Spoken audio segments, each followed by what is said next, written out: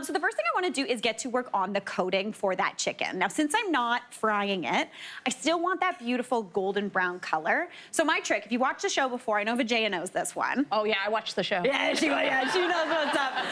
We're gonna brown some panko in a pan before it even hits the heat of the oven. That way, you're ensuring you're getting golden brown color, because sometimes, I don't know what it is, sometimes they'll put panko in the oven for like an hour, and it's so pale. Yeah. And it doesn't look appetizing. It's not what I want. So we're gonna pre-brown it, make sure we get that, and we're good to go.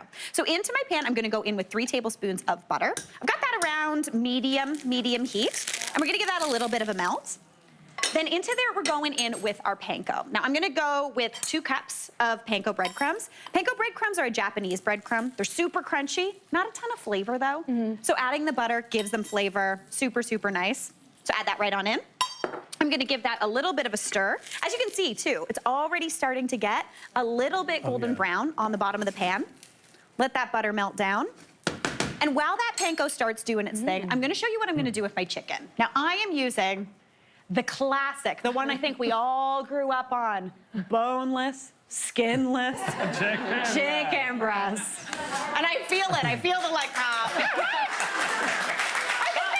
When you find it on sale, you gotta scoop it up. Scoop it up. I love a good sale. And I like boneless, skinless chicken breast for things where I want other flavors really to shine, because it is not the most juicy cut. It's not the most exciting cut, but it's a good standby, and I absolutely love it. So I've got a chicken breast here. This recipe is good for 4, but what I wanna do is increase the kind of amount of texture and flavor in this chicken breast. So what I wanna do is I'm going to actually split it into 2 kind of sort of fillets, cutlets. So you can buy cutlets at the grocery store, but you can also do it yourself. So grab a chicken breast, and anytime you grab one, sometimes they will have a little tenderloin on the back. You can remove that if you want to. I'm not going to. We just might have one of the cutlets kind of looking like this, with like a little guy hanging off the side. And you're gonna grab your chef's knife, or whatever knife you like to use, and you just wanna split that chicken breast in about half. Since we're doing a coating on there, you're going to have it so you're not gonna notice that they're cut in half, but basically everyone's gonna feel like they're getting 2 chicken breasts, which saves you even more money, because then everyone feels like they're getting more than they actually are, which is always a good thing. All right, that's all you need to do to split them. I'm gonna go give my hands a little bit of a wash. Alex, actually, Anna, would you mind giving that panko a little toss for me? I just don't want it to burn while I'm washing my hands. Thank you, thank you. It smells so good already. I know, it's the butter and the panko. When people come over, you just have like butter and onions cooking. Dream. Like, it smells so good. What are you cooking? Well, that's looking perfect. That butter is not wanting to melt, is it? No, I feel like I used the gag butter today. Yeah. All right, that's looking pretty good. Thanks, Anna. Okay. You nailed it. There we go. Yeah, she made sure it didn't burn. I love it. Anna will sit in. All right. Now, at home, you can toast this even more, but you're just looking for a little bit of that golden brown. This is like, you know, toast is so delicious, and this is basically like toast. Toast. Toast, buttered toast. Toast that you can eat with a spoon. Toast you can eat with a spoon, Vijaya. We got a new thing we gotta start, 100%. All right, I'm just gonna transfer those breadcrumbs on into a shallow dish. And into there, everybody hold on, we're gonna add one of my favorite ingredients. We're going in with shaky cheese. Oh yeah. Alex Page's face right now is like, don't look at me. I get it. I also love good old-fashioned regular Parmigiano Reggiano, but to me, this is so nostalgic. I love it. I think it's delicious. It's tasty. It doesn't melt. That's concerning. It's kept in the aisle on a shelf. Yes, but it gives a really good coating on the outside of things, which is a dream. If you wanted to, you could use the pre-ground stuff you get in the deli section, or just grind your own. Pop a wedge in, take the end off, pop it in your food processor, give it a blitz. I'll do that. I will say, that is delicious. When I actually am serving this to people, I would, like, not you, like, you guys are people. I would do that, but with my pals. Shaky cheese all the way. All right, so I'm gonna go in with about a cup of that shaky cheese. Yeah. It's also inexpensive. It is inexpensive, especially if you go to a big box store, then you are good to go. Now into there, just to flavor this up even more, I'm gonna season that with a little bit of salt. You can go in with some pepper. You could go in with a little bit of chili flake as well. But for me, I love a little bit of garlic powder. That's gonna give garlicky flavor without having to do anything, which is a dream. Perfect. Because I've chopped a lot of garlic today, I'm not gonna lie. Garlic, the whole meal. Right? I think we're agreeing. Chicken and garlic. Chicken and garlic. It's a chicken, garlic, and wine, I think, has been pretty consistent today. And I'm gonna go in with 2 teaspoons of dry Italian seasoning. Whatever blend you like. That's gonna be really, really nice. Again, if you don't have that, you can use a mix of whatever you're feeling. Give that a nice mix to combine.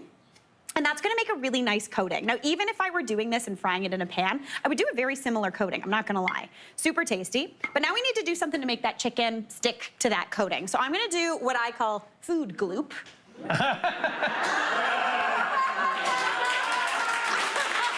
anyone at home who did not hear that, someone in the audience went gloop, and it was a delight. I'm gonna remember that forever. Thank you so much for that.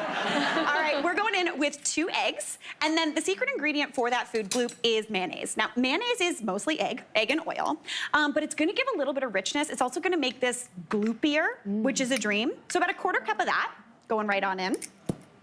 And I am just gonna give that a bit of a whisk to combine. If you want to here, add more flavor, you could go in with a little bit of Dijon mustard. That would be really nice. But I'm just gonna give that a nice whisk.